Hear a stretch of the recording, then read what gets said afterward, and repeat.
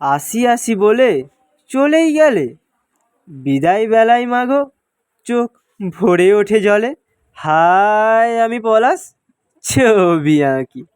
আমি তো ভালো আছি, তোমরা ভালো আছো তো? সবাইকে জানাই শুভ বিজয়ার অনেক অনেক প্রীতি ও শুভেচ্ছা।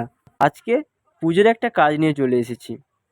যদিও কাজটা পুজোর আগেই করেছি, কিন্তু ছাড়া হয়নি।